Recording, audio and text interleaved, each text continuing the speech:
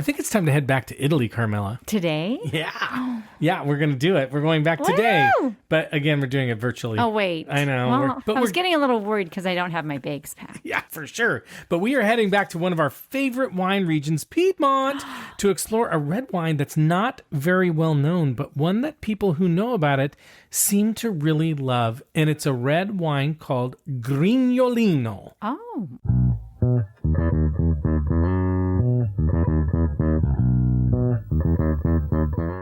Hello, Cork Door crew, and welcome to the Wine Pair Podcast. I'm Joe, your sommelier of reasonable press wine, and this is my wife and my wine pairing partner in crime, Carmela. Hi there. And we are the Wine Pair. Cork dorks, huh? Yep. Oh my goodness. I kind of like that one. Well, we'll get there in a second. But first, if you're new to the podcast, here's what you can expect. If you love wine and you want to find great wines at affordable prices and you want to expand your wine horizons and you want to have some laughs and fun while doing it, then you are in the right place.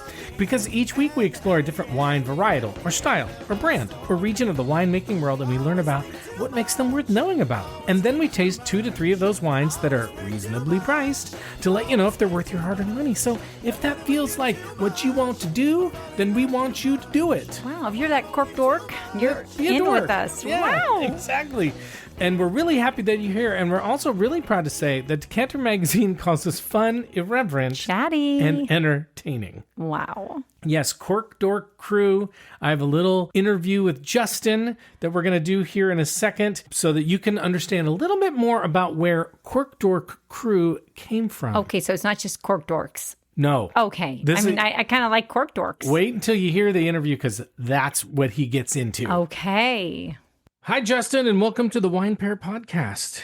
Hey, Joe. Yeah, nice to be here. Finally chat to you after all the emails back and forth. Exactly. It's super fun to meet you. Well, you came up with a name for our tribe, so we'll get to that in a second. But before we do that, I have a few questions to ask. So and I noticed that you are already drinking wine. That's perfect. What is your favorite wine? Well, it's a tough one for just to pick one, so I'm going to have to go with a white and a red and maybe a couple. So I really got into Rieslings actually this year for white, and I've really discovered that I really quite enjoy Rieslings, dry ones, off dry, and where I live in BC, they make a lot of Rieslings, so I have access to quite a lot, and they're pretty good for a red, special occasion, for a nice meal, like braised short ribs or something like that. Then I'm definitely leaning towards a Nebbiolo type. I like my Nebbiolo. Kind of like an everyday, pop and pour red. Cabernet Franc, I quite like, because again, BC makes a lot of good Cabernet Franc for a good price point. So I have access to quite a bit. And I know that usually when I pour one, they're pretty good. I like it. 3 choices. Yeah. Good. Yeah. 3 different ones. Yeah, it's impossible to choose just one. So I kind of had to go with a few different ones. Yeah. Fair enough. Okay, next question. When did you start listening to us and how did you find us? I was looking back at my Spotify and how long you guys have been around for. So it looks like I started in like early 2023. So it's been a while. You're a long timer. You're a long timer. Yeah, I've been I've been into wine kind of seriously for like the last sort of 5 years or so is when I kind of really got into it. And I listened to an audiobook. I don't know if you know Joe Bastianich, the guy from MasterChef. He did an audiobook about his life. He owned restaurants and stuff, and he also talked a lot about wine and stuff like that, and that kind of got me into more wine. And then I wanted to learn more, so I just kind of searched wine podcasts on Spotify, and yours was one that came up, and so I started listening to it. I'm like, oh, this is pretty good. So every week, that's my thing is I wait for a new episode, and there's a few other ones I listen to as well, but yours is definitely the one I look for every week. I know when it's going to come out, which is nice. I know what day your new episodes come out, so it's nice that I can turn it on and know what day it's going to be on and enjoy it. Yeah, we try to be pretty regular about that. And you listen on your bike, right? Quite a bit? On my bike or for a walk. Yep. I have a young daughter, so we go for walks sometimes in the morning. So I'm either out for a ride or for a walk and have one earbud in, and That's awesome. That's great. Yeah.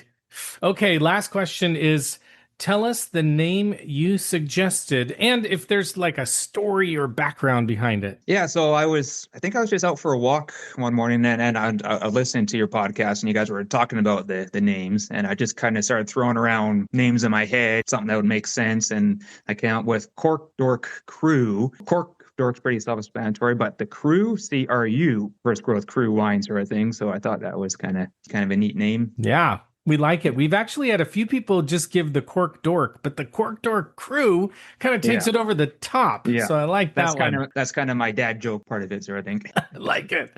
I like it. Thanks very much, Justin, and we really appreciate you being on. Yeah, thanks for the invite. It was fun. You bet. So that was super fun, Carmela. Oh my goodness, I love that. Yeah, and it's also really fun to meet somebody else from the left coast, right? Like we are. And we had a really nice chat, Justin and I, about his daughter and wines from BC. And I just really love talking to listeners. I It's know super you fun. do. That's so fun. So remember, if you have a name for the tribe that you would like us to use, send us a note, visit our website, email us, DM us on Instagram. And not only will we use your name, like Cork Dork Crew, but you may be able to be on the podcast. OMG. And Carmela may even show up for the interview. I just might. I really love these names, though. They are fun. Really fun. They are fun. And clever. Super. I mean, it's fun to see what people come up with. I know. More clever than me. I was going to say, I would not have come up. I really like the Cork Dork Crew. I do too. That's a fun one. Crew, CRU, crew. I love it. But Carmela, we have to get back to the wine for the week because this is an Italian wine adventure, as we mentioned in the introduction, where we're going back to Italy and we're going back to Piedmont and we're going to, one of our very favorite wine regions, and also one that Justin loves, by the way, because he said he loves Nebbiolo, which of course is a Piemontese wine. And Piedmont is probably the most revered wine region in Italy. But what's cool is there's a red wine from there. We're going to learn more about the history, but we don't really know anything about it. No. So this is a true Italian wine adventure. For the both of us. For all of us. For all of us. And it may be a wine that's kind of similar to the one we did last week in Sanso, which you really liked. I hope so. So we're going to find that out. I hope Sanso. I hope Sanso. But before we get there, Carmela, we need to talk about wine in the news this week. So, Carmela, this is a crazy story that falls into the only in France category. Okay. Right? And by the name of the article, you will see why. So several news outlets and wine sites wrote about it in the last week or so, but the article we are using as our main source comes from the website Wine Searcher. It was written by Oliver Stiles, and the title of the article is French Prisoners Get Wine Delivery. Okay. For now, we're all going to jail in France. It's not. Is it free? Let's get to it. Okay. So you may be picturing inmates clinking glasses in the cafeteria of the prison. Wow. But that's not really it. Okay. So the real story is that nearly 20,000 bottles of wine showed up at Bordeaux Gradignan prison so that inmates... They have a prison with that name? In Bordeaux, yeah. Okay. So that the inmates could pack them into gourmet gift baskets for a food company. So the wine wasn't for them to drink. It was like a service project. Not prison labor. We call it prison labor. Okay, right. Okay, gosh. So for a little more background, 70 to 80 inmates were tasked with the job to unpack the bottles from pallets and then repack them into gourmet baskets that would later be sold outside the prison as luxury food baskets. Do you like how I went right to service project? I mean, that's just where my mind went. Well, it's kind of a service. Can't we just say that it is? It's a weird service, but we could say that. My goodness. Because, anyway, the baskets included wine and other high-end items for the holiday season and stuff like Did that. any wines go missing? Well, so this is part of the controversy. But just on a side note, maybe people know this, but sometimes you may not know this, but prisons are often contracted to do jobs, right? Sure. For cheap labor. Sure. And so in France, French prisons often run what they call ateliers. They're workshops where inmates take on contract labor from private companies. And there's two good reasons for it. There are good reasons for it. First is prison authorities will say it gives inmates structure, work, discipline, and skills they may be able to use outside after release. And when the work is done for outside firms, inmates are paid. They're not paid a lot. It's actually more for cheap labor, but the inmates get a little bit of remuneration. Again, okay. a 10-cent word. But the prison guards were pissed They were pissed. Why? Well, you can imagine it's kind of a security nightmare. Okay, so they were pallets, worried. pallets of wine are like being shipped into the prison and dropped off. And even though nobody was allowed to drink, they were worried about it. So French law just bans alcohol in prisons, full stop. Makes sense. So that seems to kind of fly in the face of that right off the bat. Yeah. Secondly, they don't have like 1 million guards. So they have 70 to 80 prisoners. And they have like 2 prison guards watching over them. So was it successful? Well, I think so, but the guards are just really frustrated by it. But anyway, they're worried that there's risks that the bottles could break, and so they try and steal some and put in their bag. Sure. And then some people just feel like it's kind of inappropriate to do this kind of work in a prison. Yeah. It seems a little tone deaf. It seems like there could be other jobs to do. Right. I just think the whole thing is a little bit questionable. Yeah. Carmela, we're not here to talk about Bordeaux wines. We're here to talk about the Italian wine from Piedmont called Grignolino. And we have 2 Grignolino wines to taste and review to see if you should run out and buy them. But first, you got to do our shameless plug. So correct. So thank you for listening to us and supporting our show. And if you haven't had the chance to do so yet, now would be the perfect time to follow or subscribe to our podcast and leave us a nice rating and review. That helps us grow listeners. And thank you so much to all of you who have taken the time to do that. We so appreciate it. You can also follow us on Instagram at The Wine Pair Podcast. On Blue Sky, you can follow us. You can contact us on our website, thewinepairpodcast.com. You can sign up for our email newsletter there. Also visit our shop wine and shop accessories section. And you can always reach out to us at joe@thewinepairpodcast.com, because you know what? We want to make content that you care about and you like. So send us a note or DM us, give us some feedback. Let us know if there's wines that you want us to try or areas of the winemaking world that you want us to explore, and we'll take care of it. And some shout outs for this week, because we love our listeners and we love listener shout outs. Ryan, who let us know that escargot are delicious. Okay, Ryan. And he reminded me that we made him try Chablis. And so he said, maybe you guys should buck up a little bit too. Oh, wow. Okay. So I said, touche, Ryan, touche. But we are not the escargot pair podcast. No, this is true. We are not the snail pair podcast. Anyway, Dave Baxter. I would consider for sure. Would you be on board? Well, I did try some things. So I just got back from Singapore and I'm super tired. So if my voice sounds a little tired, that's why. But I tried some stuff in Singapore that I would not normally eat. Now, they weren't weird things. It was like crab salad. I just don't eat escargot. crab. I know, but for me, crab might as well be escargot because they're kind of on the same plane. Oh, wow. They weren't on my... actually, the crab was on the plane. Escargot was on... I've lost it. I'm really tired. Anyway, next shout out is to Dave Baxter, who in his usual Dave Baxter-like fashion let us know they pick grapes in the morning because the vines kind of shut down. So it's not just that they're firmer grapes. They kind of shut down and it's... Anyway, forget it. Okay, but thanks, David. Thanks, Dave. Is it Dave or David? It's Dave. I believe it's Dave. Another shout out to Lindsay, who wrote us a super nice note on how she likes the information on our show and that we make her smile. Oh, I love that. If there was one thing you could do in somebody's life, make them smile. Right. That is an awesome thing. Oh, that makes us smile to know that. She's smiling. I am. And then East Idaho Foodies sent us a whole Reddit post on bad wine fan nicknames. So we might just have to dig into that when people stop sending us names. But as we do every week, we'll tell you someone we think you should recommend the Wine Pair podcast to, because that's the best way for us to grow listeners. When you tell your family and friends, hey, listen to these nerds. And this week, we want you to recommend us to anyone. Actually, Cork Dorks.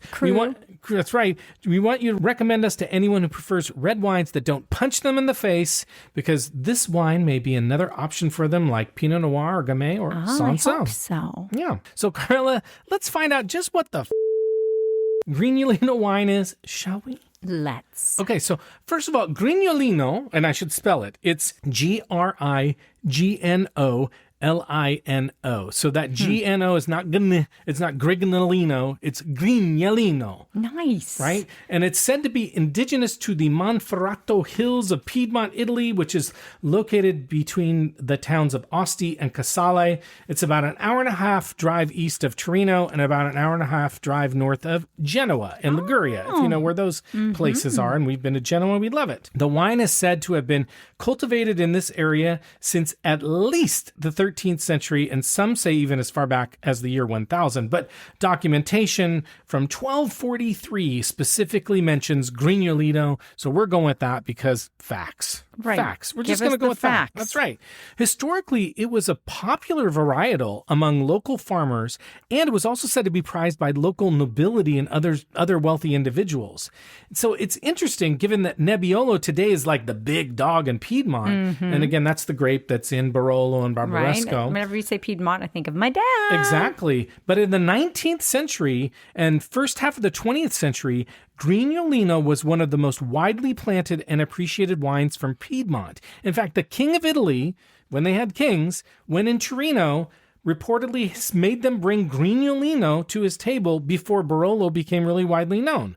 So, and at one point, Grignolino even fetched the same price as Nebbiolo from Barolo, which just goes to show that it's a thing. Right. Or at least it was a thing. I was just going to say that. And that taste can change over time. Like, we want things to change, don't we, over time? Please. Okay, so the name Grignolino comes from local dialect. Grignole means many pips, not like Gladys Knight and the Pips, but pips as in seeds. It means many seeds. Oh, okay. And I didn't know that. I didn't know this either. And the name fits because the grape has more seeds than most wine grapes. Another thing I didn't know. So fun fact to put in your brain box and annoy your friends and family with at your next family get-together. Right. Most wine grapes only have 1 or 2 seeds. Okay. But Grignolino has 4 to 7. This is really important, people. No, actually it is. Open up that grape and Put it see in your how brain box. Yeah, and you'll be like, oh my, this has 4. This doesn't have 2. But I'll tell you why it is kind of important, because seeds add tannin. Flavor. Oh. And tannin. Yeah, flavor too. And tannin. Well, right. Yeah. And a tale we have told many times, Carmela. She's giving me a little bit of a like confused look, like frustrated look. I don't know what kind of look. I'm just the trying to make sure brows you're are not furrowed. nodding off. You know, I want to make sure you're with if I it. follow. No. Wow. I'm just going to have to like throw something at you. Yeah, You know? yeah. Wake up, dummy. Yeah. You've got the show notes. Right. I'd be like, so what are you guys watching? What are you guys watching these days? Yeah. How about baking? What are you baking? In a tale we've told many times, Carmela, with lesser-known wines, Grignolino's popularity dropped significantly starting in the 1960s and especially in the 70s and 80s because of a few things. First of all, consumers began to prefer bigger, darker, bolder red wines, and Grignolino is just a different style. And as By the wayside. it did. It totally did. And as a result, more robust varieties like Barolo and Barbaresco and wines made from Barbera became more popular in Piedmont. And so Grignolino started to feel a bit out of style. And it also can be a challenging and temperamental grape, hard to grow and hard to make into wine because it has a lot of acid and has a lot of tannin and has thin skins. It's kind of a little bit similar to Pinot high Noir. maintenance. High main. And it's also susceptible to things like rot. Oh. So it's also, it may have gone out of favor a little bit too because it's harder to work with. Right. But Grignolino is having a comeback. Woo! And there Go are- Grignolino. No, did I say that right? You said it so right. Oh my goodness. Grignolino. No. Grignolino, yeah, you're doing Okay, great. Yeah. okay. And many of the articles that I use for research this week somebody's going to say, he treats her so. I'm just going to get some comment about how I treat you. I'm just noticing how nice you are tonight. No, but somebody's going to say that I'm condescending or something. I You're know not it. condescending. Anyway, the articles, which you can find in our show notes that I used for research this week, had some really clear titles about what some people think about Grignolino. So here's some article titles. The underrated gem from Piedmont. Is Grignolino the new Nebbiolo? Why Grignolino should be your next dinner party wine, and why Nebbiolo lovers should be drinking Grignolino. Now, part of this is because lighter, less extracted, and less punch-you-in-the-face wines are becoming more and more popular among consumers, especially younger wine drinkers, and consumers are also looking... like 12, 13-year-olds. Okay, sorry. I think you were on the plane to Singapore. And by the way, that flight is long. It's like 16 hours. I can't believe that. Oof. Anyway, consumers are also looking for wines that we like to talk about on our podcast. Less well-known, off the beaten path, and even indigenous wines rather than the same old rat gut, like Cabernet Sauvignon that we always talk about. Anyway, we think is overrated. Grignolino is almost exclusively found in Piedmont. And there are 3 DOCs. That's the designation in Italian wine law. There's Grignolino di Asti, Grignolino del Monferrato Casalese, and Piemonte Grignolino. Each of these areas is said to produce different versions of the wine. So, for instance, Grignolino di Asti is lighter, more perfumed. Grignolino del Monferrato is said to be a little spicier and richer. In Asti, the wine has to be at least 90% Grignolino, and then up to 10% can be another grape called Freisa. Freisa adds aromas, and it adds some tannin and some bitterness, along with some like red fruit and earthy notes. So it's a blend in there because the D'Asti version is a little lighter. And so it kind of keeps it on that little lighter side. Monferrato has to be 100% Grignolino, and it has to age for 40 months with at least 24 of those in wooden barrels. So that's why it's considered a richer wine. So it's going to taste different than the wine because both of the wines we have today are Grignolino di Asti, so the lighter one. So we are not trying the Monferrato. It probably is going to be a different experience. We'll give you the insight into Grignolino di Asti. Perf.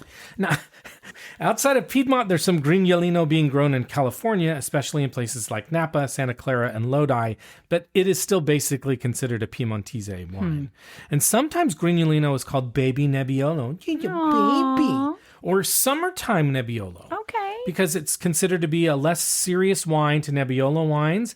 And, and sometimes we need Summer's just a little lighter. And sometimes we just don't need things to be so serious. Agreed. Right? We can just have things be a little bit lighter every once in a while. Like, just let's relax. Just lighten up, everybody. Be kind to each other. Okay. It's also sometimes compared to Pinot Noir and Gamay and Zweigelt, in part because it's very light colored, but also because it's fruit forward and aromatic. So that gives you a little bit of a sense of what wine we are expecting. It's nice. It's pretty small wine production. They only make about 1 million bottles a year. By contrast, Barolo alone does 14.5 million bottles. Wow. And all up, Nebbiolo is like 30 million bottles. So Grignolino, it's less produced. It's going to be a little bit harder to find, but maybe it's a gem, like one of those articles said that we, need to find. Right. But that's enough because now we got to learn a little bit more about the specific wines we're drinking, and then we got to drink them. So the wines we've chosen for this episode average under $25 each. One is a little bit higher, one's a little bit lower, but these should be relatively easy to find because I bought them on wine.com. But again, as I just mentioned, it's going to be a little bit trickier to find. You're going to have to look for a wine shop that has a good Italian wine selection, or as we always say, go to your local wine merchant and just ask that person if they can find this wine for you, and they would be very happy to do that. The first wine we're going to drink is the 2021 Marchesi Incisa, Incisa. The CI is Ch. Incisa della Rocchetta. CCHE is Rocchetta. It's a hard K sound. I'm doing now like an Italian lesson. Marchesi Incisa della Rocchetta Grignolino di Asti, which is kind of fun to say. Oh, very nice. And this wine, this is the one I made Carmela look at right before the show because it comes in a clear bottle and it's super light red looking. Right. I was like, is this a rosé? Exactly. There are rosés that are a little bit. I mean, it's dark. It looks like Aperol or Campari. Yeah, a little bit. It does. And we've had rosés that are that dark. Not unusual. Like Tavel was dark and yeah. Interesting. Now, according to information from the interwebs, which again, we have links to in our show notes. Did you know we have show notes? Wait, we do? Yep, we do. The Marchesi Incisa della Rocchetta family has been around since at least the 11th century and has been making wines for hundreds of years in their own vineyards where it's said to have been started by Benedictine monks. Wow. No surprise. Right, because if you want to find the booze, go to the monks. Exactly. I mean, it's just the truth. It's kind of a lesson for you. And if you're in Europe, don't forget. Yeah, if you're in Europe and you want to find the booze, find the monks. Love it. It's kind of like, the leprechaun and the gold. Anyway. Right. Okay, I'm a little tired. Now, this wine evidently comes from the winery's Barbera vineyard, and they say the grapes are softly pressed. And the soaking time during maceration is kept very short, just 4 to 6 days, in order to limit the tannins in the wine. Because there's so many seeds in those grapes. So many pips. It's like, Gladys Knight and the Pips were like 3 pips. They had like 7 pips. It's a lot more pips. It's a lot. It's a lot more. It changes it up. It does. Right. 7-part harmony. That's kind of a big Huge. deal. The alcoholic fermentation takes place in stainless steel vats, and malolactic fermentation occurs spontaneously or is induced at a controlled temperature. They give you a choice. That seems weird. It does. Like make a decision. Spontaneous or they have to induce it? Yeah. What? Okay. And then the winery says that this is a wine that should be drunk young. And so we're on the tail end of it because it's a 2021. And they also said it should be served slightly chilled. So I did pop these wines into the fridge like 5 minutes ago. Right. So we're getting just a little chill on, a little 2020 chill. You know, the 2020 rule, 20 minutes. Right. Okay, the second wine we're going to drink is the 2022 Braida Limonte Grignolino d'Asti. And this one got a 93 from Wine Enthusiasts. And you guessed it, a 90 from Sucky James Suckling. Oh my. It's Come on, amazing. buddy. He's so consistent. Well, The wine is, if you're going to, it's better to be consistent, perhaps. reliable. But Right. Predictable. We say it in a positive way. Exactly. You know what? You can rely on the fact I mean, that you don't he will even- give it a 90. Right. You don't even have to look at what he actually is giving because pretty much he's going to give it a 90. Exactly. There you go. There you go. Yeah, there's comfort in that. Right. Okay, the wine is made from 100% Grignolino, and it's fermented in stainless steel. It's then aged for 4 months in steel tanks, and then ages in the bottle for 2 months. So as far as I can tell, no oak on either of these wines, but there wasn't a lot else about that wine other than the same notes to drink the wine young and serve slightly chilled. So again, this is kind of a fun red wine, maybe. Kind of a summer sipper, perhaps, like they were saying. Exactly. So, maybe there's a few days left of summer as you listen to this. Maybe it's just ended, but you still have that like little bit of tail end of summer that's happening in the beginning of fall. Maybe you live somewhere that it's summer all the year time. long. Yeah, like Singapore. Right. Anyway, but on that note, I think it's time to start drinking. So if you have a Grignolino on hand, just happen to have If one, you do, amazing. drink along with us. If you don't, just pick any wine and drink along with us. And it's totally fine. Okay. Again, but not if you're driving. Okay, we'll be right back.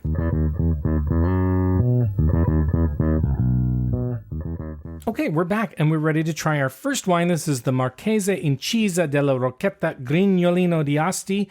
It's from Piedmont, Italy. It's a 2021. It was $19.97 at wine.com. 13.5% alcohol, 100% Grignolino, and no professional ratings that I could find, but Vivino gave it a 3.9. But Carmela, what do you think about the color?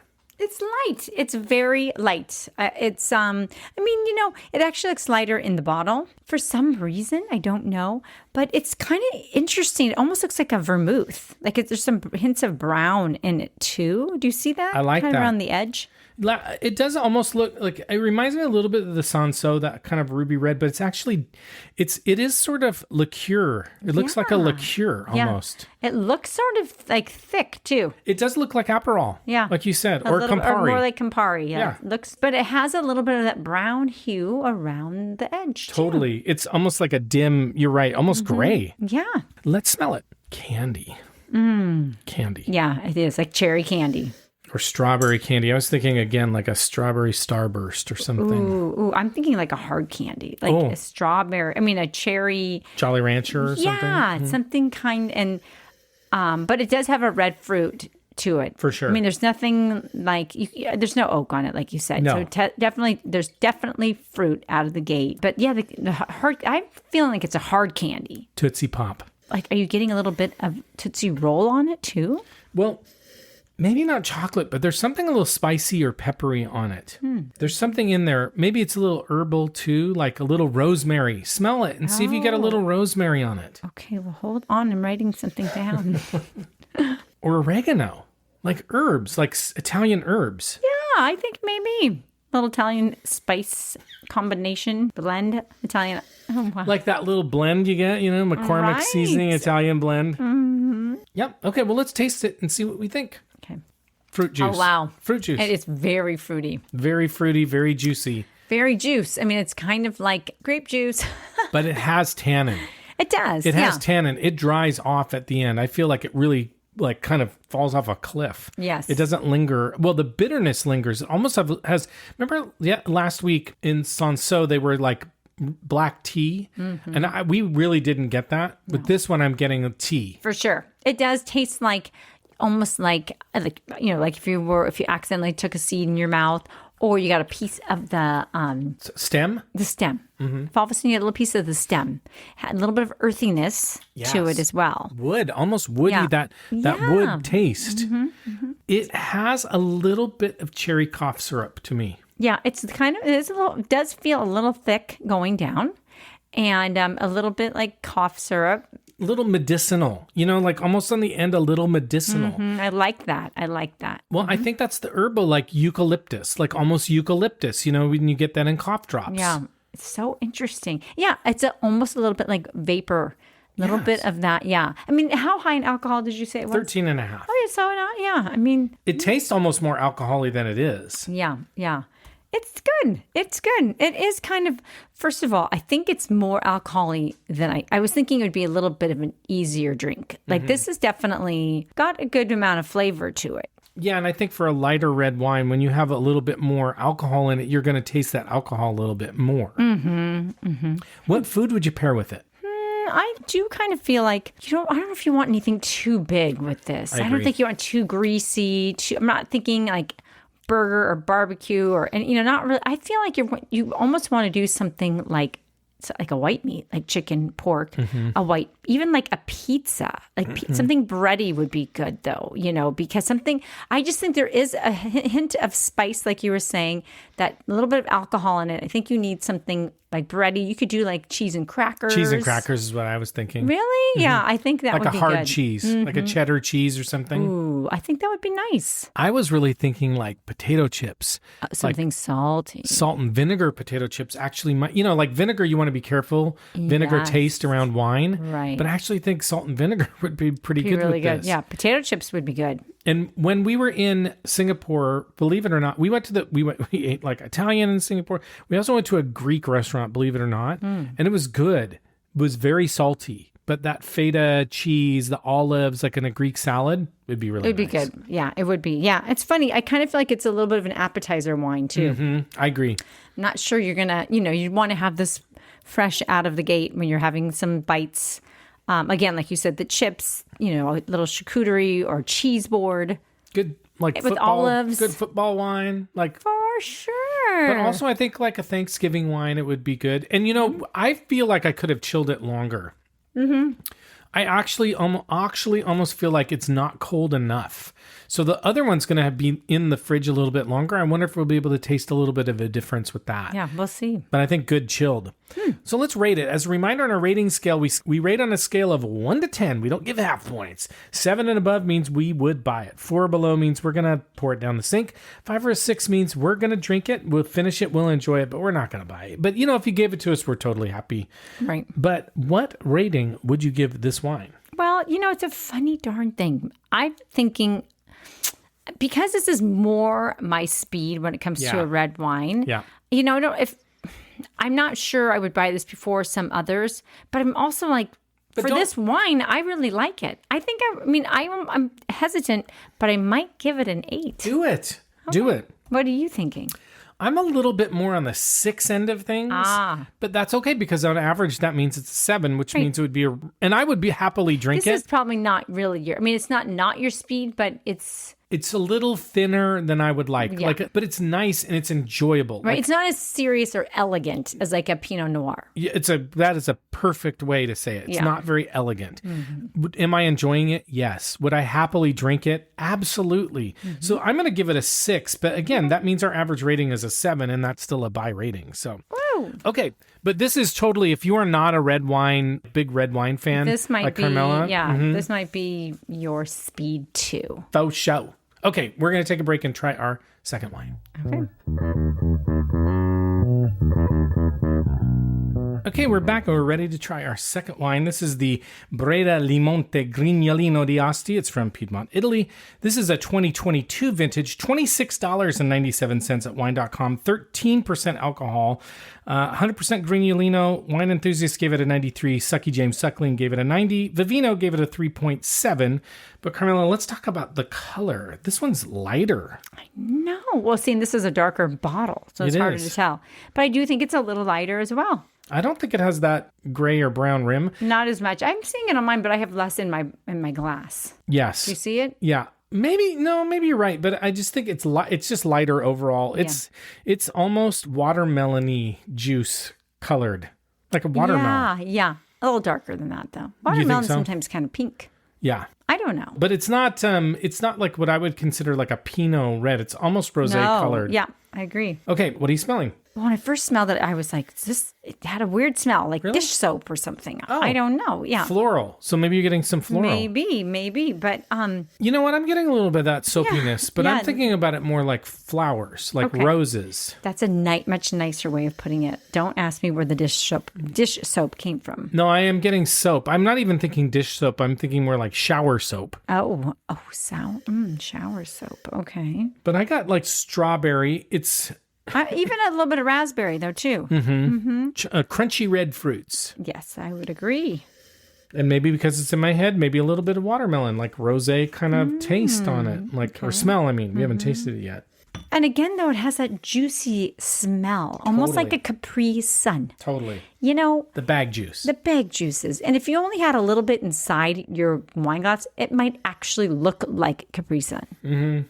Capri Sun looks Send it with your kids to school and see if the teachers know. True. Right? Because they may not know. No, we're not condoning that at all. It's got another, like I would say again, like a little bit of, it's spiciness, but it's alcohol-y. Again, that sort of cough syrup. Even a little bit of honey, though, on it, too. I like that. I don't know. For some reason, honey. It's like a molasses, but not super. You know what I'm almost getting? That sweet and spicy Asian sauce. Oh, my gosh. Yeah, maybe a touch of that. You just came back from Singapore. I did. I had sweet. Oh, I had the best sweet and sour chicken I've ever had. It was fresh. It was amazing. You said that in a text. It was amazing. Mm-hmm. Okay, let us taste it. Okay, this one is super tannic. Oh, wow, yeah. Lots of tannins. Oh, my goodness. It's a lot. It's a little bit too much for me. Those pips. Those pips are doing a number on my tongue. It is really tea. It's like tea. Like it's grippy. This is what you would call, these are not like velvety tannins. These are grippy tannins. This is something like my tongue is sticking to the roof of my mouth. Totally. Sticky. Yep. They're sticky. Weird. Yeah. Like unusual that you don't. This must have had a lot of seeds in this batch. These grapes had like 13. 14. It's fruity. It's not quite as fruity as the first one. I kind of like it a little bit better because it's it's a little more austere to me. I do think, I don't know that this would be most wine drinkers' cup of tea though. Speaking of tea. It does kind of have an herbal tea or fruity tea, but to me it's a little bit more tamped down on the fruitiness. You don't like it? I'm not totally into it. I'm not actually getting a ton of fruit on it. Okay, wait, time out. The way she said that, I'm not totally like, what did you say, enjoying it? She gave a bleh face. Well, it's just the tannins are a lot. It's like one of the things that I don't really love about red wine. Big red wines, have a lot of tannins. When I was a young gal, young 21-year-old. Like a couple years ago? Right. Mm-hmm. But that was the one thing that kind of did, like my dad would say, oh, you'll acquire a taste for it. Well, I don't really know if I have. The tannins are just a little bit too, I'm just not as interested in that taste. Yeah. No, but you like it. Well, now that I'm tasting, it doesn't have a lot going on. No, not a ton of fruit on the taste. So I'm kind of backtracking a little bit. There's something about the mouthfeel that I like, but it doesn't have a lot of fruit. So it's all kind of uninteresting from a fruit standpoint. It's kind of like paper baggish to me. Like, I like that. Cardboard. Okay. You like that? No, I like the description. I like your description. It is a little bit cardboard or paper bag. I don't know. Last time I tried to drink some cardboard. Tried to drink some cardboard. Delicious. Put it in a blender with make a smoothie, banana. Smoothie. Banana and soy milk. Yikes. Delicious. What food would you pair with this Braida Limonte Grignolino di Asti? Well, I would like to have some food with it. I think this one can stand up to something bigger. I think you would want to have some. For me, I'm just not enjoying the taste as much. So I think it's a food wine. Okay, yeah. I think you have to, yes, I agree. I think you have to have food. Well, I don't really know. I'm not really. Oh, I think it could But what would you have? Yeah. I think you could do hearty Italian dishes. I think you could do pizzas. Like a bolognese sauce. Heavy red sauce, lasagna, lasagna. Parmigiana. Like you could do some really heavy Italian. Chicken, like a chicken Parmigiana too. 100%. Eggplant, aubergine, as our Italian relatives say. But no, I think it could take something heavy because the tannins would hold up. And because it doesn't have a ton of fruit, it's not going to impact the flavor a lot. No. I actually think if you were eating this with a heavy food, you could fool yourself into thinking you're not drinking a lot of wine. Yeah. I think it would go down. Really? Yeah. Not for me. I still don't know if I'd love it. I think I would rather have the other one, you know. I don't know. This is just not it's not that I'm like, I just don't like the tannin. It's very strong. Super tannic. And I'm not getting a ton of fruit. So that's all I'm really tasting. So I'm not sure. I think it would be better with food. I'm not sure I'd like it more because of the food. I'm sorry. You know what I also wonder is these wines are supposed to be drunk young. Mm-hmm. This one's a 2022. The other one was 2021. I wonder if it would taste a little bit different. It was like a 2024. Like a brand new. Bottle. I wonder if it would just be a little bit fruitier. Like maybe it's so light that it just can't last that long. Yeah. And the tannins are just sort of overpowering. Yeah. Okay. So let's rate this wine. What rating are you going to give it? I'm going to, this might feel a little lame, but I think I'm going to give it a 5. Okay. No, it's not lame. Like I said, it's not offensive really to me. So I would drink it, but I'm just not like going to go out of my way. Perfect 5 rating. Okay. Not, you're not pouring it down the sink. No. You're just not going to go out of your way to buy it. Yeah. I'm giving this one a 6 as well. Okay. I like it in some ways a little better than the first one, in other ways a little less. They're kind of a push for me, I would gladly drink them. I'm not sure I'm going out of my way to buy it, but you know what? We've had 2, so there's got to be others, and we just haven't had them yet. Right. Which of these 2 are you finishing tonight, Carmen? Oh, the first one, hands down. So the Marchesi Incisa della Rocchetta Grignolino Riasti. Nice. So let's talk about the taste profiles expected. Wait, what are you having? Same. I'm sorry. You're right. I'm sorry. I would have the same. How dare you? How dare you? Okay, taste profiles expected from Grignolino. In general, aromas of tart cherry, wild strawberry, cranberry, rose petals, white pepper, dried herbs, clove, cinnamon, tea leaves, earthiness.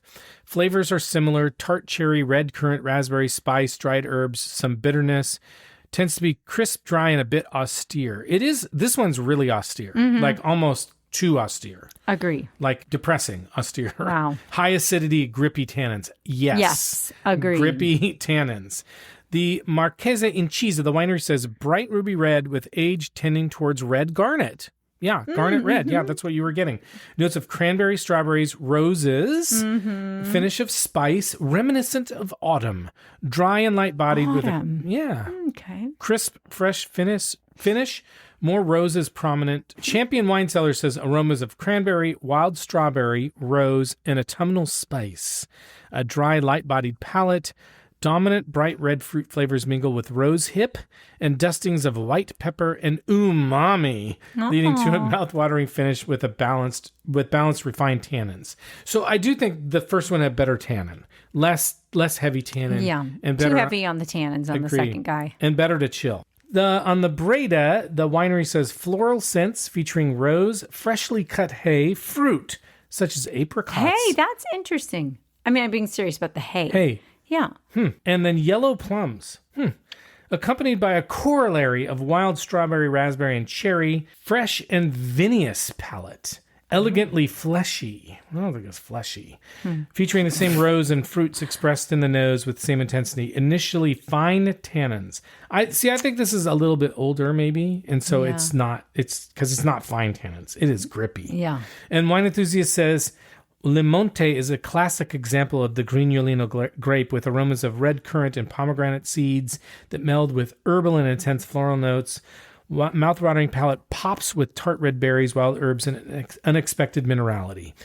James Sucky says rose hips, raspberries, pomegranate, and a hint of wet stones on the nose. Elegant on the palate, medium body wrapped by nicely grippy tannins and a supple berry-driven finish. I didn't feel like there was any finish at all except for tannin. What's your verdict? Verdict on Grignolino. Well, I think we need to have more of it. Agreed. But that first one I'm down with. Okay. It's a nice, lighter, I thought it was pretty delicious. And it's fruity. I agree with you. The other thing, too, I would say is like if we were in Piedmont and we got some Grignolino in the situ, motherland. we would probably go crazy. Yeah, I think so. I mean, there's a definite difference between these two bottles. So I feel like it is something more to explore too. And if we have to go to Piedmont to figure it out. We haven't done that. We haven't. We haven't been to twist Asti. my arm. Why don't you? I'm going to twist it, sister. Twist it, sister. Wow. I want to go to Torino. I want to go to Asti. I want to go to Barolo. I want to go to Barbaresco. I want to go everywhere. Pack your bags, Gavi. buddy. I want to go to Gavi. Okay. I love Gavi. Let's do it. All right, we're doing it.